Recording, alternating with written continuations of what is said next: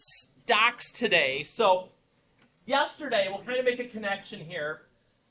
Yesterday with CDs, we talked about how, hey, safest option out there probably, but also lowest return. We don't get a great return. It's kind of a payoff for things not being as simple.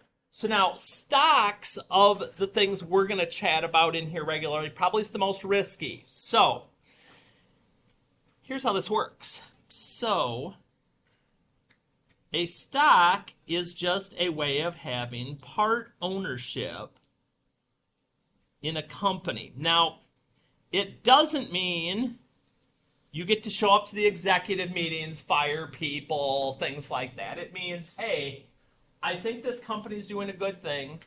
They're growing, they're doing good things with their money. I want to be in on this. And so this part ownership means it's more part of profit or more part of the returns of things. Yeah, it's just you getting that tiny little piece of this company and hopefully thinking that it's going to grow and that you're going to grow with it. So companies, not all of them do this, but some companies issue stock basically to raise money and invest in their business.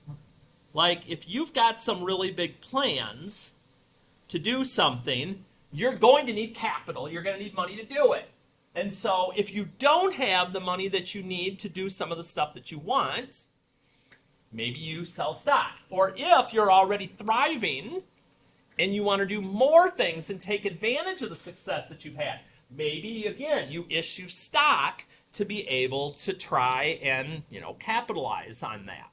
So here's kind of the pieces that go along with this. And every company, I'll mention it because I see it's not on here, every company can decide how much stock they are going to put out on the market and what an initial value, an IPO that's called, is for that stock. So some companies will have lots of stock, some companies will just have a little bit. Something to keep in mind. So a shareholder, you probably can figure out what this is going to be, is a person who owns stock and more importantly to them and takes part in profits. So let me discuss that a little because we're going to discuss that a little bit further down the road with these things called dividends. But typically when you're taking part in profits, that can happen one of two ways. You can either get money by your shares going up in value if the company is doing well, or some companies will offer what's called a dividend, which means they take part of their profits and they literally give it back out to their stockholders. So some companies do that, some companies don't. That's something we'll be taking a look at. So this is kind of the duh question of the day, but hey, are you guaranteed to make money when you own stock? Nope. You absolutely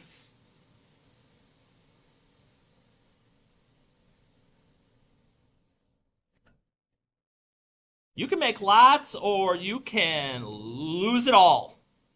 Literally. There were companies back in what they called the dot-com era, back in the late 90s and early 2000s. Tons of money coming in, people making hundreds of percents, and then they had a major blowout, and some of those companies did literally go to zero. It doesn't happen a lot going to zero, but you can lose a lot if a company makes a bad decision. I can actually speak to personal on this. I had an investment in a company I had done a lot of research on, and then they did something a little bit on the shady side, and I lost a ton of money. And I'm still trying to get some of it back with things. So you've got to really check into these things because it can be great, so great. But we'll, again, lots more to talk about there, but I got to keep it basic today or I can go forever. So how do you get stock? You don't just go up and say, hey, I want McDonald's stock. You drive through the drive-through, get you a couple shares. That's not how it works. A stock broker is a registered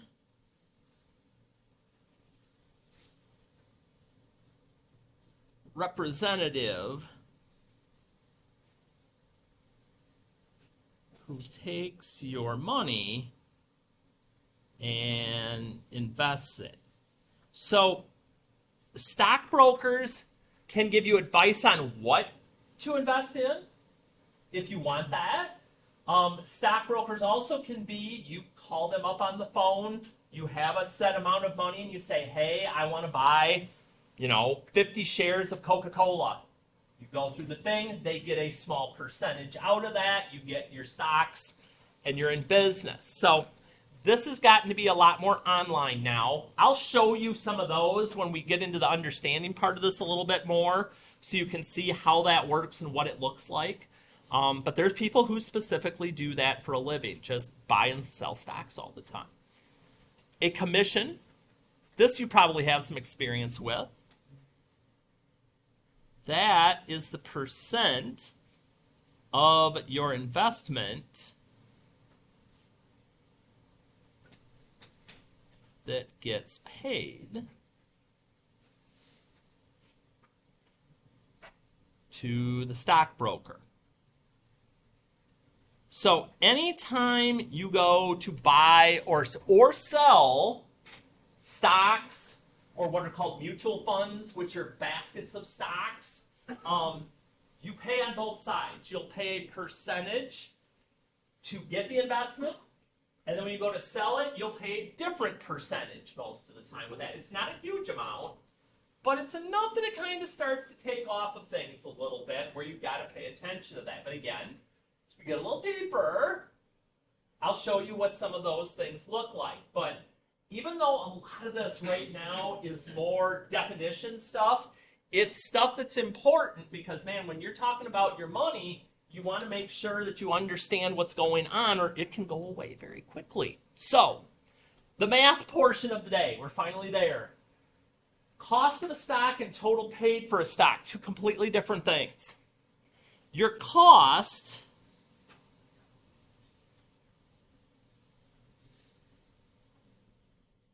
is going to be the number of shares you buy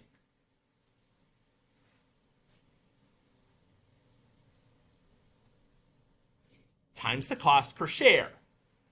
Now notice there, it doesn't talk at all about the commission or any of these other fees and things that go in. That's just the pure, hey, I want 50 shares of this that cost 40 bucks a piece. Here's my $2,000 or whatever it is for my cost of a stock. The actual total that you pay would be that number above the cost of the stock plus any commission you pay. And sometimes there's even a percentage that you pay by the year, whether you're buying or selling it or not. Again, a little bit further down the road. Yet this is a complex deal. So, in our kind of keep it simple area of things here, until we get a little deeper, we'll pull up some real stock prices and stuff here in the future. Tracy bought 50 shares of stock at $115.80 per share. Find the cost of the stock. Simple enough. Like I said, we're going to start simple. We'll go from there. Pen not going to work. All right, get that one rid of. Let's try another. Bless you.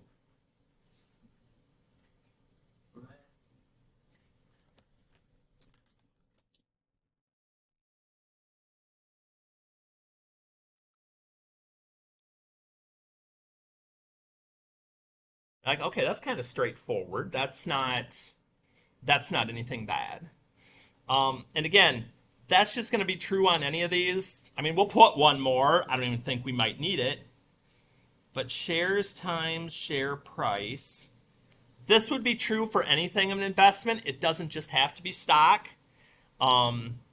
It could be precious metals like gold or silver or something like that. It can even be, now that it's coming into the forefront of things, cryptocurrency would be another one that would kind of go along this realm of things. So again, nothing too tough. How much you're paying though, like this is what I want and that's what it costs, you'd think it'd be that straightforward. It's not. So Daniel purchased 80 shares of stock at $38.90 a share. The broker charged him a $22.95 commission. So this is just a flat fee instead of a percentage. They both can come up. So just real quick, get those. You got to type in the right number though. I'm trying to skim extra for myself off the top. Okay.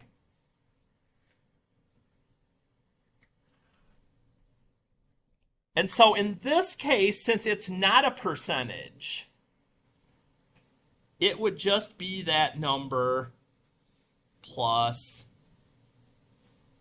the commission fee. Now, I don't do this very often in here, but I'm going to this time because I don't want you thinking that every single stock bill is this straightforward and simple, because it's not. So when you actually go through a broker or you go through a mutual fund company or any of those things, typically what's going to happen instead, and I'm going to change this last one to reflect that, a lot of times you're going to get charged a percentage instead. So we're going to change this last one. Again, it's usually not a ton. It's enough though.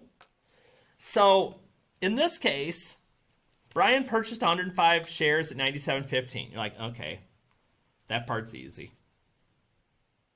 Not a lot of deep thought.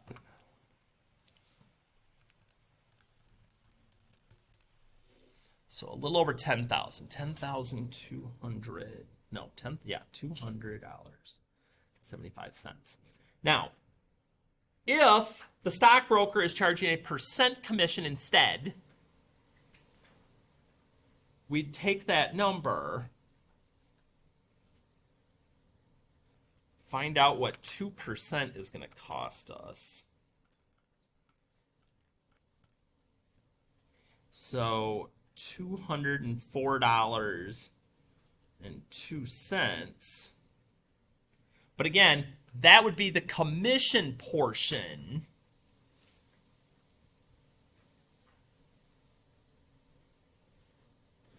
So just like we did up here when it was a flat fee, once I know what the commission is, I'd just go ahead and get that added in.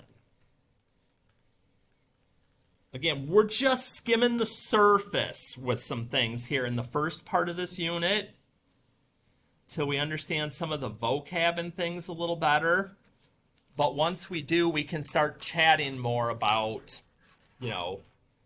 figuring out what to purchase, how much are my costs here and there, how much am I actually making, is it worth even doing this versus a CD or a bond that we're going to talk about and things like that.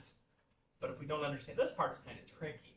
So just a couple of quick reminders to put out there with this.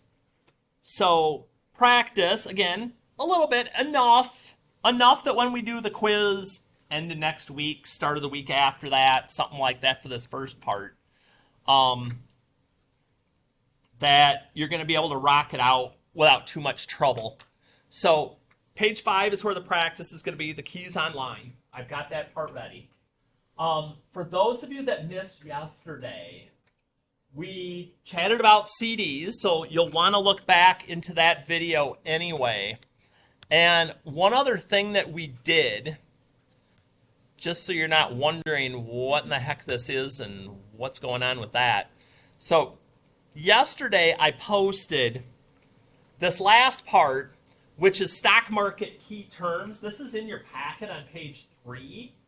And so initially, the idea was going to be you were going to look some of the items up understand the meaning and the context behind it. And I'm like, that's a lot of stuff to look up.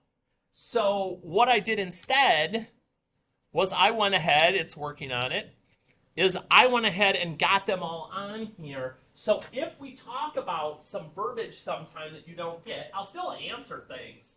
But if you want a quick reference on what some of these terms that we're going to be discussing are, this is a good resource for you to check to either put it in your packet or make a copy of it and put it in your packet, or just know where it's at in case you need it. Or if some of you miss, because I know it gets to be the time of year between field trips and athletics and sports and allergies and all the things like that, that if you miss, it doesn't mean you've got to be out of the loop. If you just go to classwork and come here, like if you missed yesterday, there's the video for yesterday, and you can be up to speed on everything right away. Anything with a blue hyperlink is going to work with that, and the stocks one will have it here too in a little bit. So the dividend ones that we're going to do tomorrow as we start our intro with this. So knock a few of those out. If you've still got older stuff, the WebQuest, the credit card stuff, things like that to get in, get those in. Otherwise, thank you, sir. Okay, excellent. Otherwise,